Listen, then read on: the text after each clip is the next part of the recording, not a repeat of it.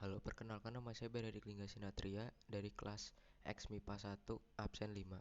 Sekarang saya akan menjelaskan tentang data visualisasi COVID-19 di Indonesia.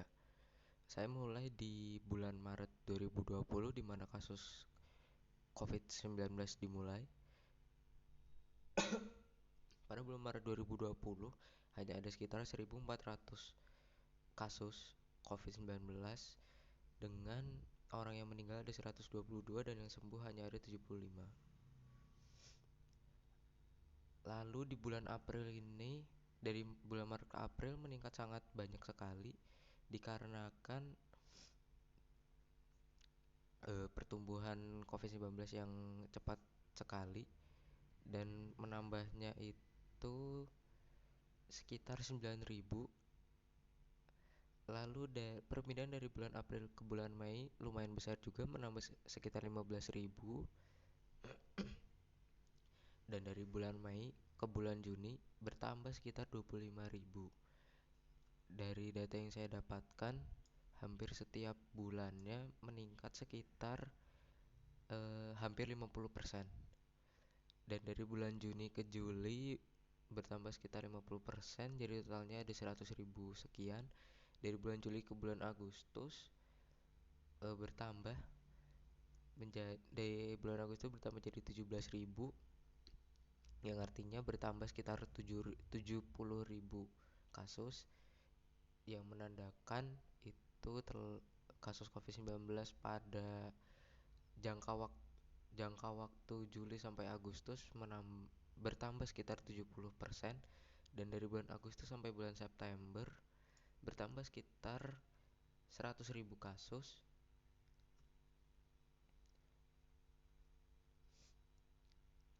Karena ini bertambah 100.000 kasus berarti eh, berkurang sekitar 40%.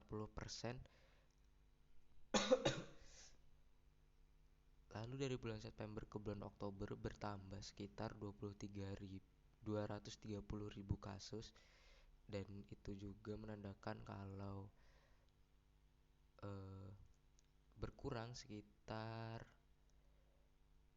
30% pada waktu itu. Dan dari Oktober ke November itu tidak bertambah sebanyak yang sebelum-sebelumnya, hanya bertambah sekitar 130.000 kasus, dan itu menandakan hanya bertambah sekitar 20% dari Oktober ke November tahun 2020. Dan dari November ke Desember 2020 bertambah sekitar 21.000. Itu juga tidak terlalu banyak perjumlahannya, jadi masih sama kira-kira 20% peningkatannya.